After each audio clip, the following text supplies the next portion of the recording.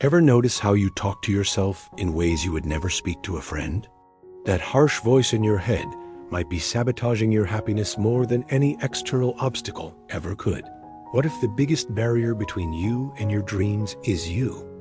In this video, you will learn the critical warning signs that reveal when your inner voice has crossed the line from helpful feedback to destructive self-criticism, and discover the proven techniques to transform that relationship from toxic to supportive.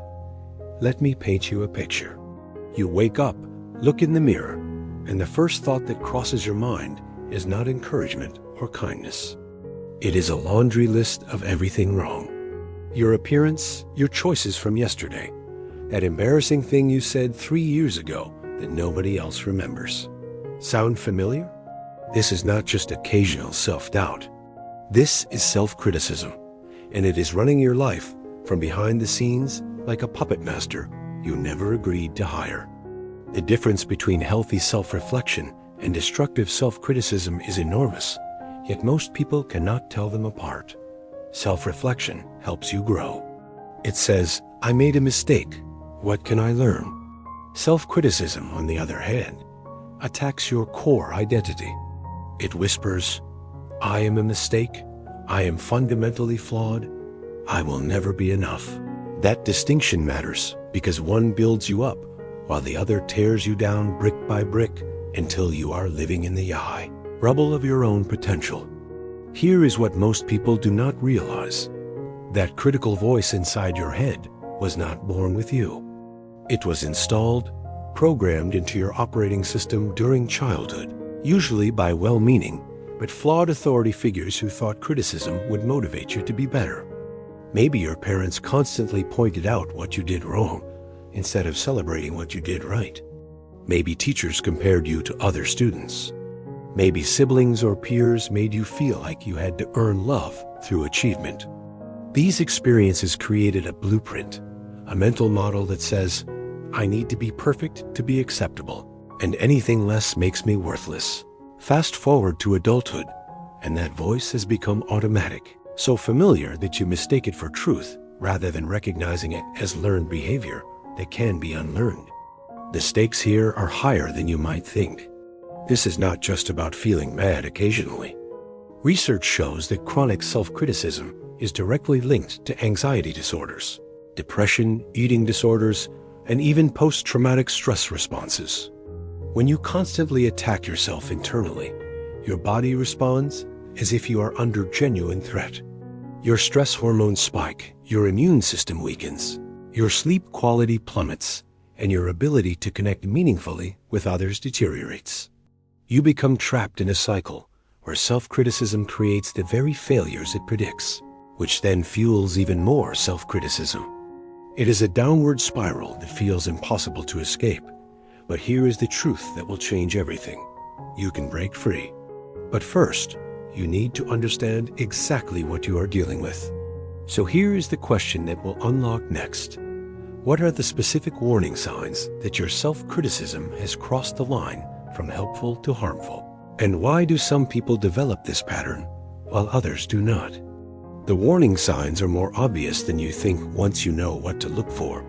First, there is the sensitivity factor. Do minor mistakes send you into emotional tailspins that last for hours or days? Do you replay conversations in your mind, analyzing every word you said, convinced you sounded stupid or awkward? That is sign number one. Second, there is the assertiveness problem. People who are excessively self-critical struggle to set boundaries or advocate for themselves because deep down, they do not believe they deserve better treatment. They say yes when they mean no, tolerate disrespect, and prioritize everyone else's needs above their own. Third, there is the emotional weight. If you carry persistent feelings of shame, inadequacy, or sadness that color your entire worldview, that is your self-criticism working overtime. Fourth, the thought loop. Can you dismiss negative thoughts about yourself, or do they run on repeat like a broken record you cannot turn off? And finally, the lens through which you view everything. Do you interpret neutral situations as evidence of your inadequacy? Someone does not text back immediately. and you assume they hate you. A project gets delayed, and you conclude you are incompetent. These are the red flags screaming that your inner critic has too much power.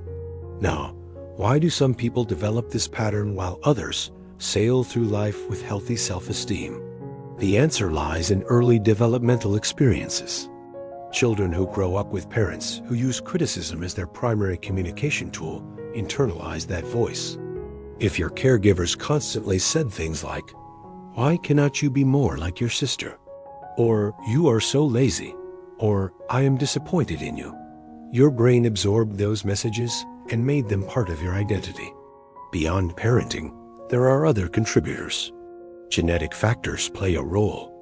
Some people are born with more sensitive temperaments that make them more susceptible to negative feedback.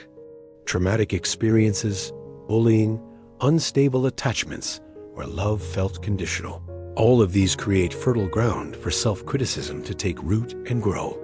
What makes this particularly insidious is how self-criticism disguises itself as motivation.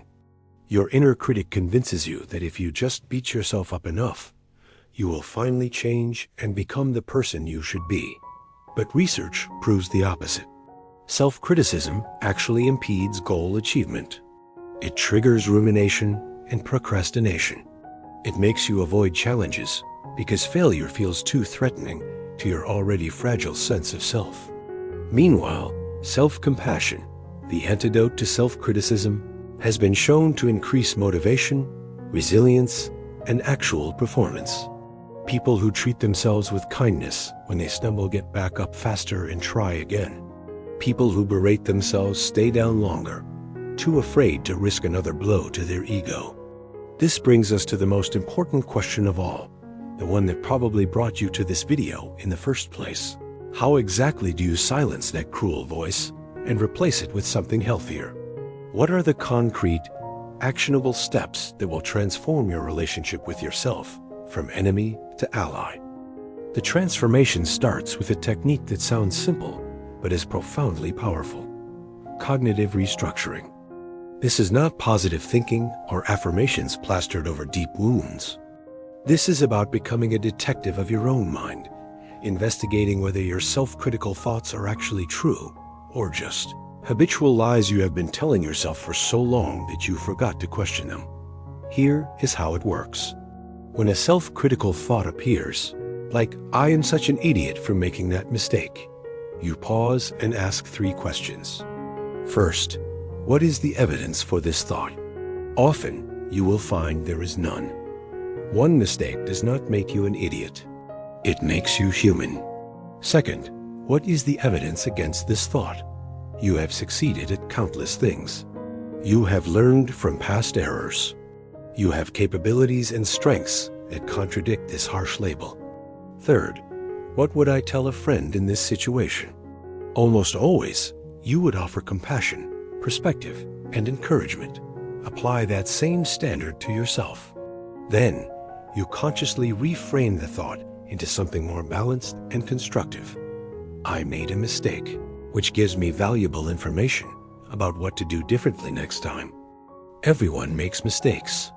This does not define my worth or capabilities. Do this consistently, and you rewire the neural pathways in your brain. The old critical patterns weaken while new, compassionate ones strengthen. Beyond cognitive restructuring, you need to build self-compassion practices into your daily life. Start a strengths inventory where you list genuine qualities, skills, and achievements. Not to inflate your ego, but to balance the narrative your inner critic has monopolized. Practice mindfulness meditation, which helps you observe thoughts without immediately believing or acting on them. Set SMART goals: specific, measurable, achievable, relevant, and time-bound, because vague goals feed self-criticism, while clear goals provide genuine feedback on progress. Establish non-negotiable self-care routines around sleep, nutrition, movement, and connection. When you treat your body well, your mind follows. And perhaps most importantly, consider working with a therapist trained in cognitive behavioral therapy or compassion-focused therapy. These professionals have specialized tools to help you dismantle deeply rooted self-critical patterns that might be too entrenched to tackle alone. Here is what this all adds up to. Freedom. Freedom from the exhausting burden of never being good enough. Freedom to take risks without fearing catastrophic self-punishment if things do not work out perfectly. Freedom to enjoy your accomplishments instead of immediately dismissing them and moving the goalposts. Freedom to have authentic relationships where you are not constantly people-pleasing out of fear that your true self is unacceptable. This is not about becoming arrogant or losing your drive for growth. It is about replacing a cruel, ineffective motivator with a kind, effective one. It is about recognizing that you deserve the same compassion, patience, and understanding that you so freely give to others. The voice in your head has been lying to you, convincing you that harshness equals strength and self-compassion equals weakness. The truth is exactly the opposite. Self-compassion is the foundation of genuine confidence, resilience, and lasting change. You have been carrying a burden that was never yours to carry. It is time to put it down. If this video resonated with you, I would be genuinely honored if you subscribed to this channel. Not because I need the numbers, but because it tells me that this message matters to you. And when it matters to you, it inspires me to keep creating content that might just change someone's life. You are not alone in this struggle, and you are absolutely worth the effort it takes to heal.